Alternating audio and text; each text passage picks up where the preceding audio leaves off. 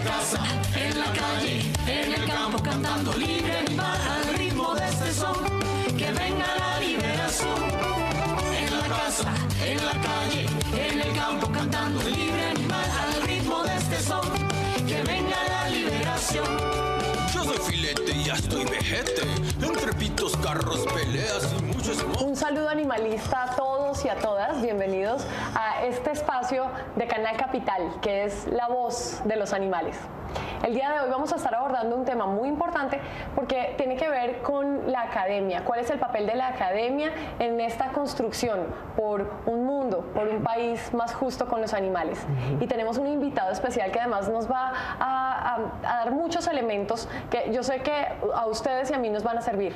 Porque a veces cuando uno está defendiendo los animales en algunos espacios, no faltan las voces que le dicen, pero ¿por qué defender los animales? ¿Si acaso no hay problemas más grandes o acaso no existen problemáticas humanas para que usted esté pensando en los animales? Pues el filósofo que hoy nos está acompañando nos va a dar muchas herramientas conceptuales, muchas justificaciones desde su conocimiento filosófico para estos fines. Estamos con el profesor Eduardo Rincón Higuera. Él es académico, es profesor de varias prestigiosas universidades y es investigador. Profesor, bienvenido a Defensores. Natalia, muy buenas noches, gracias por la invitación.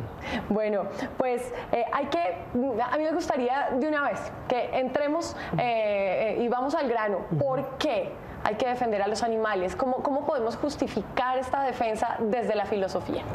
Sí, digamos que desde los años 70 hacia acá más o menos la filosofía ha encontrado, digamos, una serie de argumentos y una serie de elementos muy interesantes para justificar desde el punto de vista ético y filosófico, por supuesto, la necesidad de defender la vida de los animales.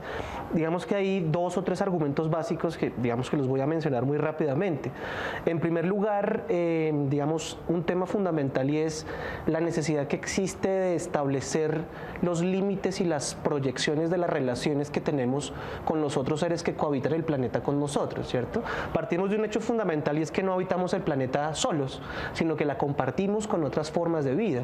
Y entendiendo la ética como la reflexión filosófica sobre la moralidad, es decir, sobre el tipo de relación que establecemos con lo que nos rodea, nos topamos con un hecho fundamental y es, hay animales, otros animales, que cohabitan con nosotros. Entonces la filosofía empieza a preguntarse qué tipo de obligaciones morales tendríamos hacia ellos si es que tenemos algún tipo de obligación moral. Y en ese sentido, el primer argumento básico es compartimos con los animales la sintiencia. En ese sentido, la capacidad de sentir dolor y placer. En filosofía, digamos, el gran primer sistema de pensamiento que pensó esto en la modernidad fue el utilitarismo. Para el utilitarismo, una filosofía inglesa del siglo XVIII más o menos, el principio fundamental de la ética es provocar la mayor cantidad de placer o de felicidad al mayor número de seres.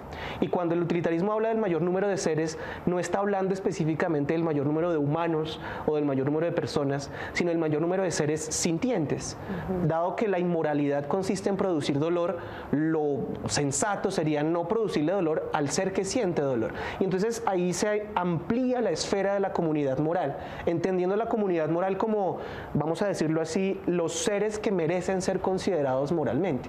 Generalmente se confunde algo que es muy fuerte, y es que la gente piensa que cuando uno habla de ética animal, lo que está diciendo es que los animales tienen moral o algo por el estilo, y es equivocado. Aquí lo que estamos diciendo es ética humana en consideración a los animales. Entonces digamos que el primer elemento es ese, la sintiencia, pero hay un segundo elemento de los tres que quiero mencionar, y el segundo elemento tiene que ver con las relaciones de alteridad que tenemos con los otros y el respeto a la multiplicidad de formas de vida. Generalmente en ética animal se utiliza el concepto de animales con intereses, animales con capacidades y animales con vida digna.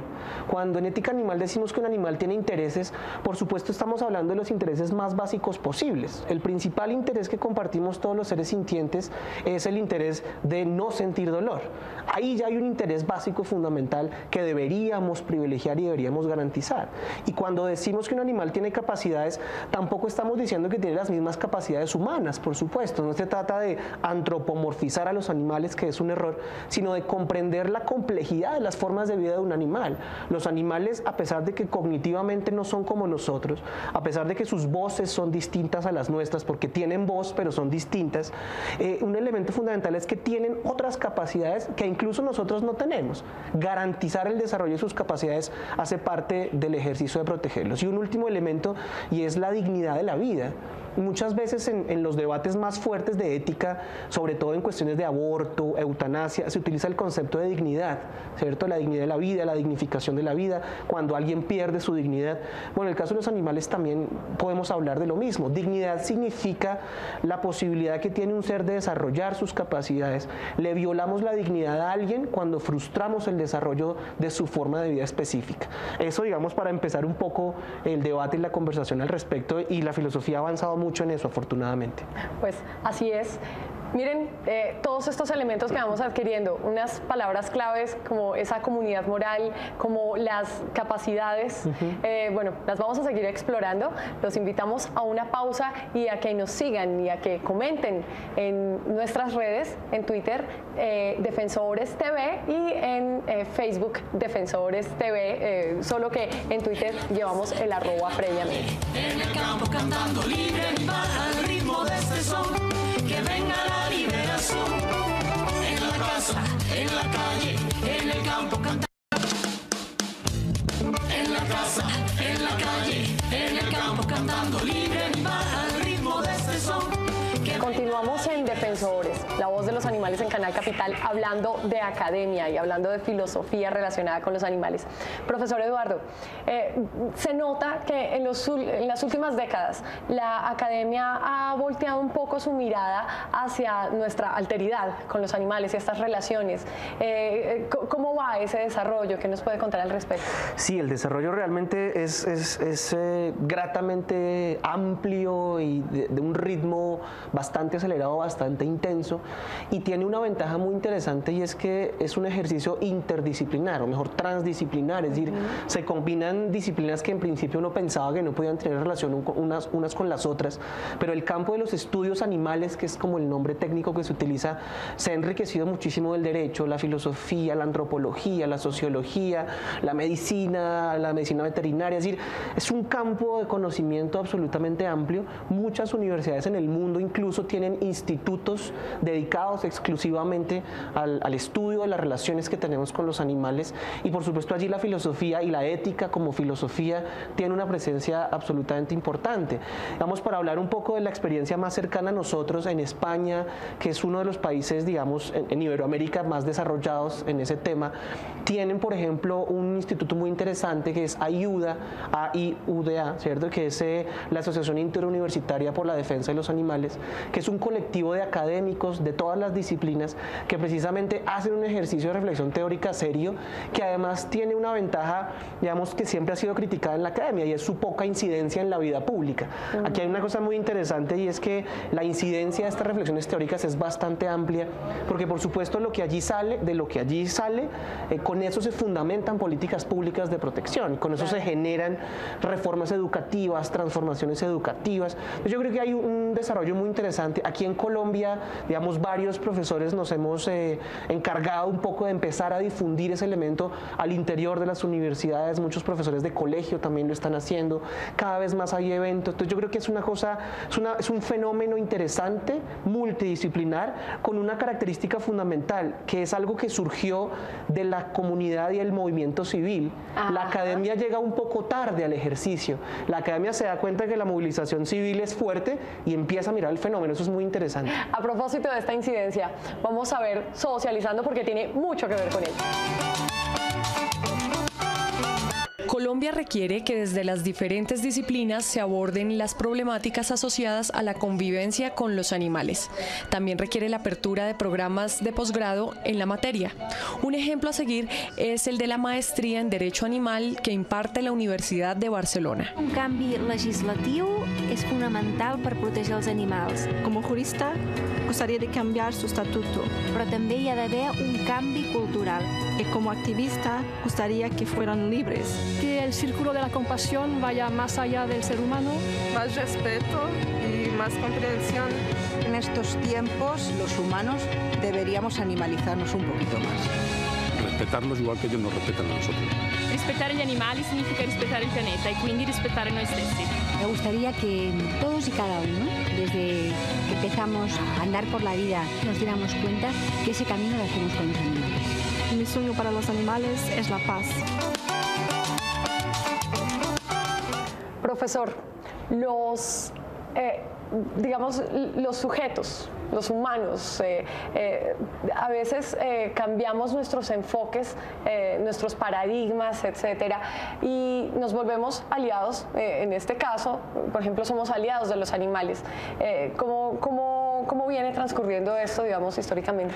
Sí, eso es una manera de entenderlo muy bonita, porque también es la demostración de la capacidad del espíritu humano, digamos, de transformar muchas prácticas que ha considerado tradiciones o que las justifica porque han estado arraigadas durante mucho tiempo en sus familias. Eso ha sido lo que les han transmitido. Pero hay un fenómeno muy bonito, muy interesante desde el punto de vista filosófico, y es que las moralidades emergen, entendiendo las moralidades, como lo decía hace un instante, como la forma en que nos relacionamos con lo que nos rodea. Nuestras relaciones morales han venido ampliándose, digamos. Fíjense que nuestra principal preocupación moral, por ejemplo, son nuestro prójimo, digamos. Y eso tiene que ver mucho con la tradición cristiana, de la que, independientemente de nuestra orientación religiosa o no, pues nos permea. Entonces siempre hay una preocupación por el prójimo muy fuerte. Esa preocupación ha venido ampliándose, e incluso también nos preocupamos por las generaciones futuras, que es donde entra un poco la pregunta ecológica. Y nuevamente, digamos, en ese ejercicio de progreso moral, los animales entran a ser parte de la consideración y podemos considerarnos una especie de aliados de los animales. La moralidad es dinámica, y en ese sentido la ética, como reflexión teórica sobre las moralidades, también cambia. Las preguntas que se hacía la filosofía hace 80 o 100 años no son las mismas que se hace hoy en día, porque las moralidades son diferentes. Hoy hay una moralidad emergente en relación con los animales. Ajá, pues entonces vamos a conocer quiénes son los animaliados de hoy.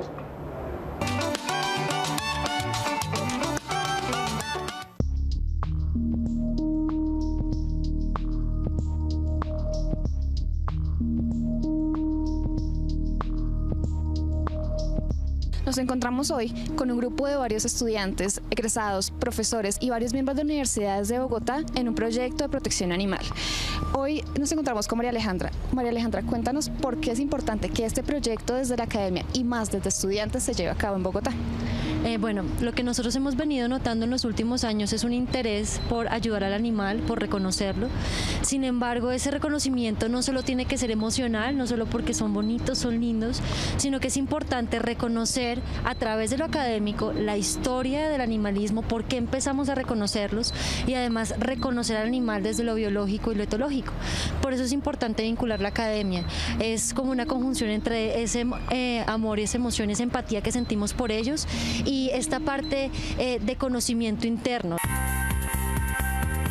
Mi nombre es Daniel Dorado, soy estudiante de Ingeniería Industrial de la Javeriana. Pues pertenezco al grupo de protección animal Javeriana. Este grupo se creó en 2008, pues con el ánimo de proteger a ciertos animales que llegaban al campus. Dentro de las actividades que realizamos hay jornadas de adopción y de recolección de fondos para apoyar a otras organizaciones y algunos refugios. Yo soy Catalina, soy estudiante de Biología y Antropología de la Universidad de los Andes.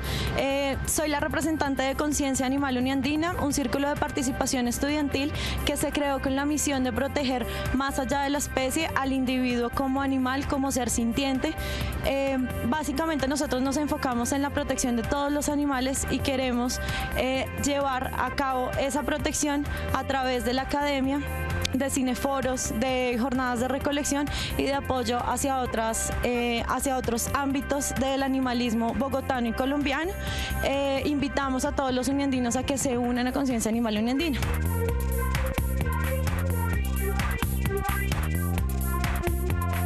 Hola, mi nombre es Milena, soy estudiante de Relaciones Internacionales de la Universidad de Rosario. Soy participante del colectivo animalista de la universidad, Animalur. Este colectivo se conformó a inicios de este año a través de la iniciativa de diferentes rosaristas de diferentes facultades y asimismo en diferentes etapas de su proceso de formación, ya que estamos conformados por estudiantes, egresados y profesores. Nosotros somos la Unión Animalista Universitaria. Los invitamos a ustedes, uniandinos, rosaristas y javerianos, a que se unan a nuestros respectivos colectivos en las 3 universidades y que ustedes, como representantes de otras universidades que tienen colectivos animalistas o algún interés en la protección animal, que creen un grupo de protección animal, se unen a la Unión Animalista Universitaria y formemos una gran red de universidades por la protección animal en Colombia. Somos cada vez más los animaliados, los defensores, y la academia cada vez es más defensora de los animales. Pues específicamente, profesor, usted está doctorándose en España con una de esas figuras, de esas personas que más ha aportado teóricamente en esta materia, que por fortuna es uno de esos filósofos vivos que tiene tanto que aportar, y es el profesor Jorge Richman. Sí, es cierto. Jorge, que de hecho vino a Colombia, lo trajimos hace un par de años, tal vez, 1 año y medio. Es una, efectivamente, de las figuras más importantes del mundo habla hispana en lo que tiene que ver con ética ecológica y ética animalista. Y me parece que es una persona absolutamente valiosa, primero, digamos, por el enfoque teórico que ofrece, pero sobre todo por la coherencia que demuestra en sus formas de vida. También es muy importante. Y yo quisiera resaltar una cosa de su pensamiento que me parece que resulta muy útil para nuestro contexto, digamos, este contexto colombiano, el contexto de minería extensiva, un contexto de maltrato animal muy fuerte, un contexto de inequidad social, de invisibilización social. Y es que Richman tiene un enfoque muy interesante que nos muestra la necesidad de vincular la problemática de explotación animal desde un punto de vista antiespecista, es decir, en contra de una discriminación sistemática hacia los animales, pero combinarlo también con las cuestiones del daño ecológico y con las cuestiones de la injusticia social. Yo creo que siempre se nos escapa una cosa fundamental, y es que esos 3 problemas constituyen la gran crisis de la humanidad. Él la llama la crisis socioecológica, es la crisis de nuestro tiempo. No hay problema más importante que esa crisis socioecológica, no hay ningún problema más importante que eso, porque de eso dependen nuestras formas de vida y las de los demás animales. Y una cosa que hay que ver es el lazo, el vínculo. Detrás de toda forma de explotación animal siempre hay una forma de daño ecológico y siempre hay un problema de injusticia social. Por eso esto nos ayuda, digamos, un poco a soslayar esas críticas de personas que creen que los animalistas nos ocupamos solamente de los animales, cualquiera que este sea, pero que nos olvidamos de los problemas sociales y de los problemas ecológicos. Yo creo que esta es la oportunidad para decirles que ser animalista íntegro y coherente significa entender y hacerle frente y luchar contra estas 3 formas de daño socioecológico: maltrato animal, explotación animal, injusticia social y daño ecológico. Perfecto. Pues todos los defensores definitivamente somos humanistas. Esta es una televisión más humana y eso tiene que ver definitivamente. Sí, digamos, la humanidad también tiene que ver con el crecimiento del espíritu y el crecimiento de la capacidad de entender al otro, por más diferente que sea y por más que su voz, como en el caso de los animales, sea tan incomprensible para nosotros. Ajá, pues nos vamos a un corte aquí en Defensores y nos vemos porque viene una pregunta muy importante. Libre animal al ritmo de este son, que venga la liberación. En la casa, en la calle, en el campo cantando libre. Entérate que en días pasados animalistas y ambientalistas estuvieron protestando por la posible construcción de un proyecto urbanístico en inmediaciones al humedal La Conejera en Suba. Respecto al caso, la Secretaría de Ambiente propondrá al Ministerio de Ambiente que se incluya un artículo en el plan de desarrollo que exija licencias ambientales a las constructoras que deseen hacer proyectos en cercanías de las áreas protegidas, dado que desde el POT de las anteriores administraciones se permite este uso del suelo. Entérate del terrible caso de maltrato animal que ocurrió en Cartagena cuando la dueña de una residencia decidió arrojar agua hirviendo a una perrita. El animal fue llevado a una clínica veterinaria en donde lamentablemente falleció por la gravedad de las heridas. Hacemos un llamado al Congreso de la República para que dé celeridad al proyecto de ley radicado por el representante Juan Carlos Lozada, cuyo objetivo es que los casos de maltrato animal no queden en la impunidad. Entérate que animalistas en el municipio de Chipaque, Cundinamarca, denuncian maltrato de perros callejeros. Los perros son recogidos de manera violenta y lanzados a un camión de basura, el cual los lleva a un sitio que aún no es conocido. Los activistas hace 2 meses realizaron una petición a la alcaldía del municipio para lograr conocer el sitio donde los perros son llevados, pero hasta este momento no han recibido noticia alguna. Entérate que el pasado 10 de noviembre, animalistas en Villavicencio radicaron un proyecto de acuerdo que busca regular las cabalgatas en esta ciudad. Esperamos el apoyo del alcalde y los concejales, pues de ellos depende su aprobación. Entérate que sigue en pie el programa de adopción de caballos realizado por la Administración Distrital, con el objetivo de lograr que cientos de caballos que fueron maltratados durante toda su vida en largas y pesadas jornadas de trabajo consigan un hogar y puedan descansar. Prográmate para la jornada de adopción canina y felina que se realizará el próximo sábado 22 de noviembre. Decenas de gaticos y perritos buscan un nuevo hogar. Más información en nuestras páginas Defensores TV en Facebook y @Defensores TV en Twitter. Profesor, ¿cuál es el papel de la academia en Colombia frente a este tema? Me gustaría citar una frasecita de un poema para responder a eso.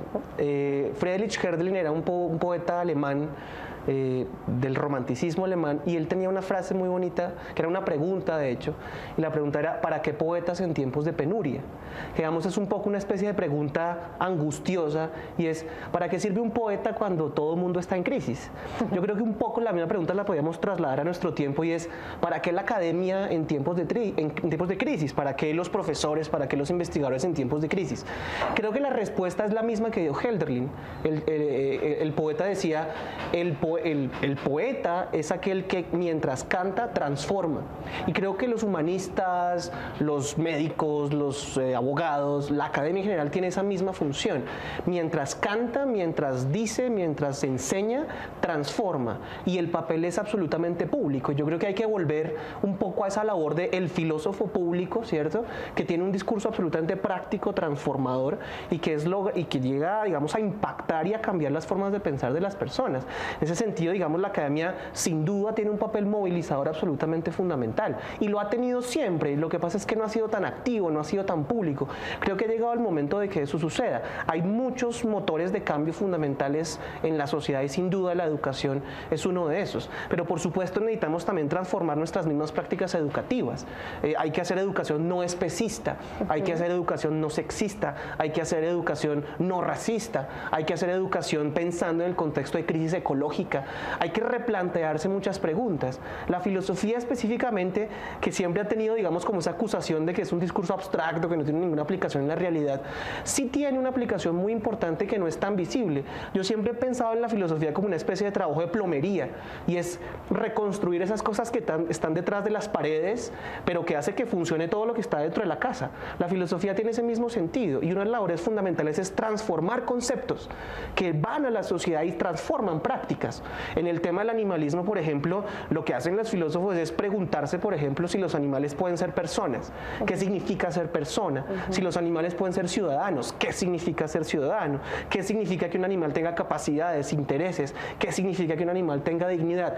La reflexión, la difusión y la transformación de esos conceptos sin duda tiene incidencia en la forma en que las personas se relacionan con el mundo, con su entorno y por supuesto con los animales no humanos. Pues ahí está.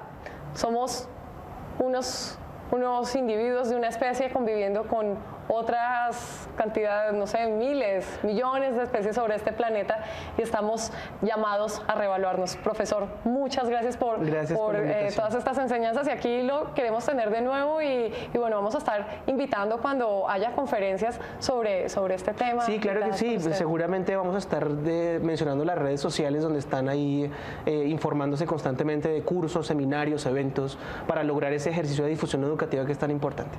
Bueno, pues ustedes y nosotros podemos ser grandes defensores. Nos vemos el próximo miércoles. En la casa, en la calle, en el campo, cantando libre animal al ritmo de este son. Que venga la liberación. En la casa, en la calle, en el campo, cantando libre animal al ritmo de este son. Que venga la liberación. Yo soy filete y ya estoy vejete, entre pitos, carros, peleas y mucho smog.